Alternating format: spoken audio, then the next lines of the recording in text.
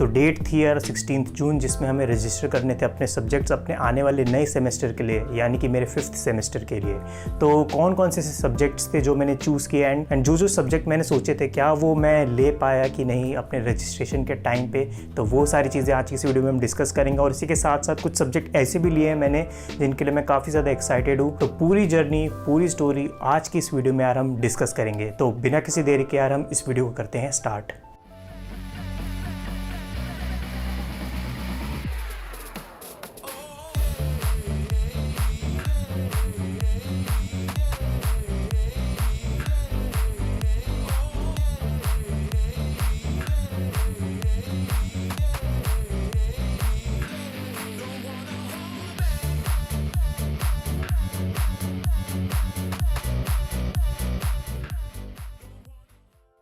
So hi everyone, welcome back to the channel. तो अभी कुछ दिनों पहले ही यार मेरी 50% इंजीनियरिंग कंप्लीट हुई है।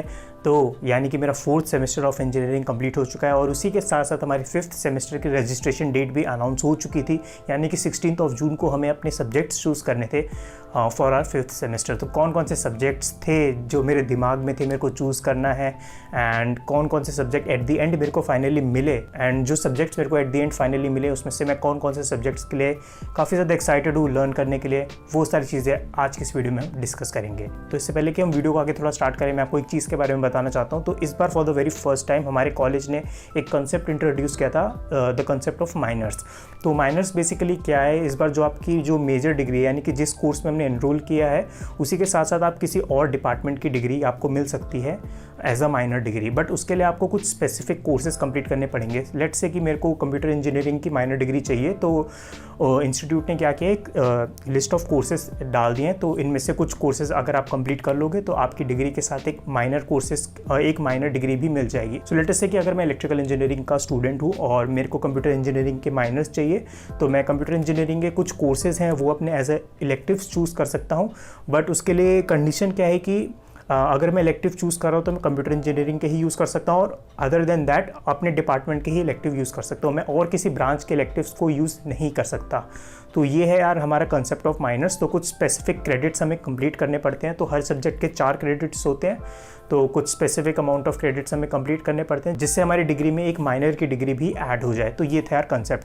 तो रजिस्ट्रेशन स्टार्ट होने से पहले मैंने उतना ज़्यादा सोचा नहीं, मेरे को स्टार्टिंग में एक्चुअली कुछ ज़्यादा समझ नहीं आया कि माइनर क्या है, कैसे काम करता है, वो सारी चीज़ें। लेकिन बाद में पढ़ा तो तब जाके कुछ समझ में आया कि ये सब चीज़ें होती है इसमें। तो मैंने अपने सब्जेक्ट सेलेक्ट कर लिए थे यार। तो मैंने कंप्यूटर इंजीनियरिंग में सोचा कि एक माइनर ले लेते हैं, तो उस हिसाब से मैंने सब्जेक्ट भी चूज़ कर लिए थे। तो मैंने तो सब्जेक्ट चूज़ कर लिए थे, अब मेरे को मिलना ना मिलना वो बाद की बात है। तो मैंने अपने सब्जेक्ट चूज़ कर लिए। मैंने सोचा था कि ये ऊप्स ले लूँगा, डेटा स्ट्रक्चर, एल्गोरिथम, ये सब सब्जेक्ट ले लूँगा कंप्यूटर इंजीनियरिंग के एज अ इलेक्टिव कोर्सेज। ठीक है, इलेक्टिव मतलब कि जो आप एडिशनली यानी कि जो ऑप्शनल सब्जेक्ट होते हैं वो आप चूज़ कर सकते हो। तो बेसिकली 3 हमारे पास कंपलसरी सब्जेक्ट थे। तो कंपलसरी कौन कौन से थे हमारे कोर्स के, एक तो था पावर इलेक्ट्रॉनिक्स, एक था पावर ट्रांसमिशन एंड डिस्ट्रीब्यूशन, यानी कि जो मेरी इलेक्ट्रिकल इंजीनियरिंग ब्रांच है उसके जो कंपलसरी सब्जेक्ट्स हैं वो तो लेने ही थे, और उसके बाद जो भी आप कोर्स लेते हो वो आपके ऑप्शनल कोर्सेज के अंदर आते हैं। तो मैंने तो सोच लिया था कि ऑप्शनल में हम कंप्यूटर इंजीनियरिंग के कोर्सेज ले लेंगे और degree at the end of जब इंजीनियरिंग कंप्लीट होगी तो एक माइनर डिग्री हाथ में आ जाएगी। तो ये सारे हो गए। अब मैं बैठा रजिस्ट्रेशन के लिए 12 बजे हमारी रजिस्ट्रेशन स्टार्ट थी ऑन 16 जनवरी।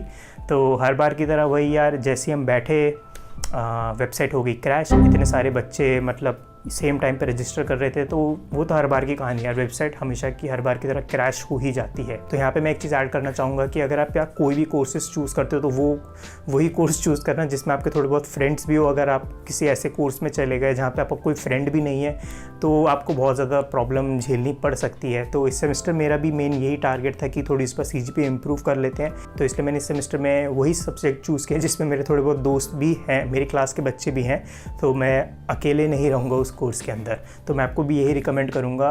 बाकी आपके इंटरेस्ट के ऊपर बात है यार कि अगर आपको किसी सब्जेक्ट में पर्टिकुलर इंटरेस्ट काफ़ी ज़्यादा आ रहा है तो आप वही चूज़ करना। तो बात आती है कि 12 बज गए थे, ठीक है, 12 बजे स्टार्ट होनी थी हमारी रजिस्ट्रेशन। मैंने अपने सब्जेक्ट्स लिस्ट कर लिए थे। तो 12 बज गए, वेबसाइट नहीं चालू हुई, क्रैश हो गई। फिर हमें न्यूज़ आई कि 4 बजे हमारी रजिस्ट्रेशन स्टार्ट होगी, तो 12 से 4 कैसे टाइम निकल गया पता ही नहीं चला। इतने मीम्स बच्चे वगैरह शेयर कर रहे थे वेबसाइट के, तो उसी को देखते देखते टाइम कैसे निकल गया पता ही नहीं चला सही में। तो 4 बज गए, मैं फिर 12 से 4 कंप्यूटर पे ही बैठा रहा। तो 4 बज गए, 4 बजे रजिस्ट्रेशन स्टार्ट होना था हमारा। फिर से मैं वेबसाइट पे बैठा तो फिर से वही क्रैश तो फिर से वेबसाइट क्रैश हो गई यार। मैं बार बार रिफ़्रेश करे जा रहा हूँ, हो ही नहीं रहा। लेकिन कुछ बच्चों का खुल गया था, एंड जब तक मेरी बारी आई, जब तक मेरी वेबसाइट खुली, बहुत थोड़ी देर के लिए खुल रही थी यार वेबसाइट, तो तब तक तो गई सारी सीटें। जैसे ही मेरी वेबसाइट अच्छे से खुली, पूरी सीटें सारी ख़त्म जिस सब्जेक्ट की मेरे को चाहिए थी। तो मैं तो टेंशन में आ गया कि अब क्या करूं यार, मेरे को तो इन सब्जेक्ट में चाहिए थी, अब ये सारी की सारी सीट्स ख़त्म हो गई है। तो यहाँ पे फिर मैंने ऐसे सब्जेक्ट चूज़ किए जिसमें मतलब थोड़े स्कोरिंग हो। तो फिर मैंने सोचा कुछ ऐसे सब्जेक्ट चूज़ कर लेते हैं यार जो थोड़े स्कोरिंग हो, क्योंकि जो सब्जेक्ट चाहिए थे वो तो उनकी सीट्स तो यार एकदम ही चुटकियों में ख़त्म, 2-2 सेकंड के अंदर सारी सीटें ख़त्म हो जाती हैं यार, वो सारी ख़त्म। तो फिर मेरे पास वही ऑप्शन थे, 4 स्लॉट में से एक सब्जेक्ट हमें चूज़ करना था।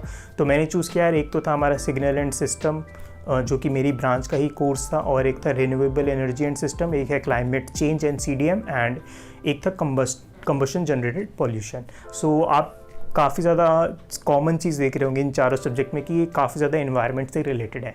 तो मेरे को भी यार इसी में इंटरेस्ट था कि थोड़ा बहुत एनवायरनमेंट से रिलेटेड भी मेरे को पढ़ना अच्छा लगता है। तो मैंने सोचा इन्हीं से रिलेटेड कोर्स ले लेते हैं जब कंप्यूटर में हमें कोर्स नहीं मिल रहे। और ये सारे कुछ ऐसे कोर्सेज हैं जिनमें मेरे दोस्तों ने भी एनरोल कर रखा है मेरी क्लास के, तो आई डोंट थिंक कि ज़्यादा कुछ प्रॉब्लम आने वाली है इन कोर्सेज में। बाकी आगे देखेंगे क्या रहता है, कैसा रहता है। तो बेसिकली 7 सब्जेक्ट मैंने चूज़ किए हैं इस बार, ठीक है। तो मिनिमम 6 चूज़ करने थे, मैंने 7 चूज़ किए हैं।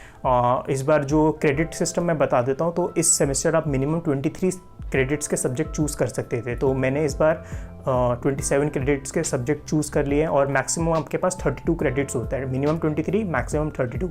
तो मैंने इस बार 27 क्रेडिट्स के टोटल सब्जेक्ट चूज़ कर लिए थे। तो यार ये थी पूरी कहानी। अब बात करते हैं यार इनमें से मैं कौन कौन से सब्जेक्ट के लिए सबसे ज़्यादा इंटरेस्टेड हूँ।